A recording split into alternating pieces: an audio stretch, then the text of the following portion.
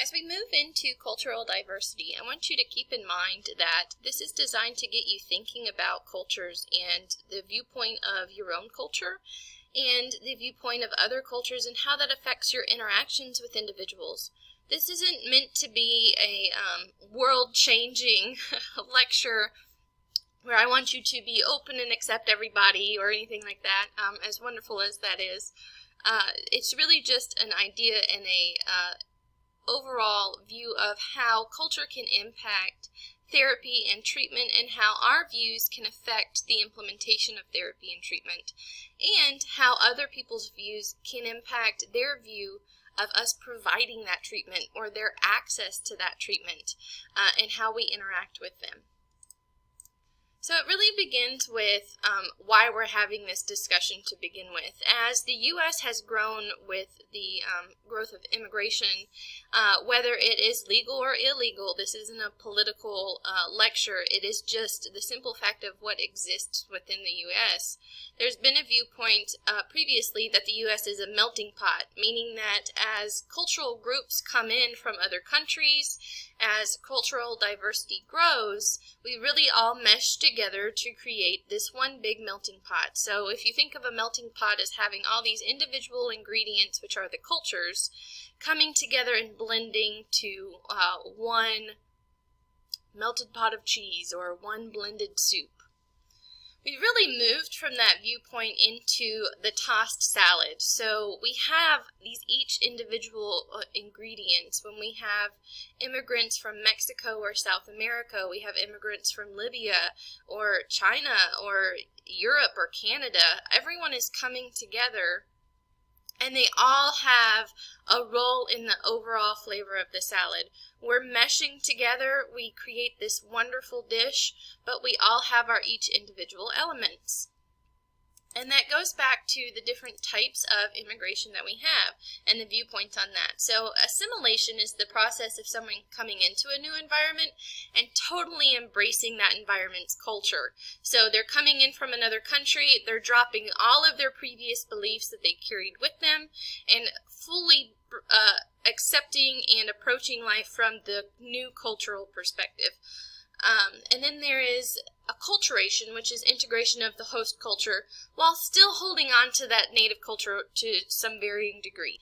As a very simple example of that, I'll tell you my parents were from California, but I was raised in Alabama from 6 months old.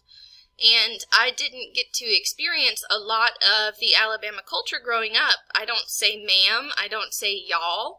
I don't have a very thick southern accent that could be perceived from that area.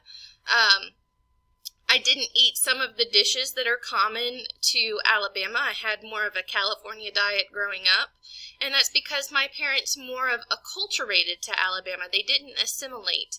But we brought in some of those elements. So over time I was exposed to, different dishes that were more native to Alabama. I have a little bit of a curve on my R that isn't from, that California accent. I still don't say mama, and I still won't say y'all, but I'm still incorporating all of those areas. And when I moved to Louisiana from Alabama, I'm incorporating some of the beliefs and views that Louisiana has into my Alabama upbringing with that background from California. That's acculturation. So moving into how culture impacts our language, we have to think about in two different ways. We have people who share a broad culture that may speak many different languages. So for example, I used to work at a children's hospital in Birmingham, and we would have to call in interpreters to help our patients that came into the ER. And one night, we had a patient from another country, from South America, come in, and his Spanish-speaking interpreter was not able to help them. And there was a general assumption from the nurses and the staff that, oh, this person is from a Spanish-speaking country, and they will be able to communicate with our Spanish-speaking interpreter. But it wasn't the case. We actually had to call in a very specialized interpreter over the phone from another area and not bring in our local interpreters. And then we also have people who speak the same language, may vary in cultural practices. You find that throughout Louisiana. You know, we all speak English, or most of us speak English, but even our dialects vary. Think about the Cajun dialect or the Creole, and just the general dialect of those coming into Louisiana and how that can vary their communication. So my example for this would be, I did a swallow study on a patient one day, and I had been in Louisiana for 2.5 years and never heard a Cajun accent. I had no idea what the person was saying, and to be honest, I thought they were from Ireland. And it wasn't until the radiology tech, who was born and raised in Louisiana, came over and was talking to them, having a conversation, that I realized that they weren't from another country. And so it's growing and associating with that ability to communicate with those people. So just as our culture impacts the way that we communicate with one another, it can impact the way that people seek care. So there are different cultures that are coming into America, or that are within America, that don't view healthcare as something that is helpful, or something that they need, or something that they want to reach out to. And so if they are in a situation where they have to go to see a doctor, or they have to have speech services, they may have difficulty with complying with the recommendations or going to those appointments to begin with. And I'll give you an example. I was at a conference this last year, and a woman from a Spanish-speaking country, I don't know exactly where she was from, mentioned that her husband had full-body radiation a few years ago, and he's now having trouble swallowing, but she can't convince him to go seek care. And she says to me, a lot of it has to do with their culture. They don't seek care like that. They don't see the utility and the necessity of speech therapy. They don't know how we could help them. And then it's also related to her gender. Her husband doesn't take a lot of advice from her in seeking those opportunities. And she is a speech therapist.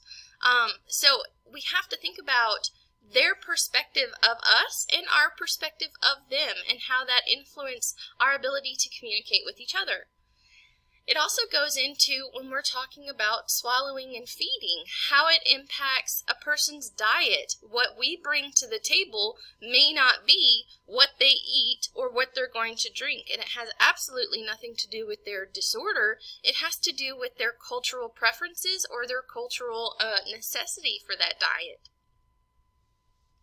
For example, when I was a graduate student, I went to clinic, and we had a child with a feeding disorder we were doing an assessment on. We were seeing how he chewed his meat, and the only thing we had on hand was ham, and the dad didn't disclose that their cultural preference indicated that they don't eat ham. And so in the middle of this kid chewing the bite, we mention again that it's, ham, and he's chewing it up, and the dad goes, "Oh no, he can't eat that." And so he had to spit it out. And it's partially our fault, because we didn't ask that to begin with. We have this assumption that the child can eat ham. Everyone who comes into clinic eats ham. But it's something that has to be involved in our clinical questions. What are your cultural preferences in terms of your communication with others, in terms of your diet, in terms of your expectations for the outcomes? So I want you to think about these factors as we're moving forward through this course. When we talk about stereotypes, I don't expect to change your stereotypes for other cultures by going through this course, but I want you to start thinking about them and how it could impact your interactions with them every day, how it impacts their interactions with you, and how we can better that so that we are more culturally competent.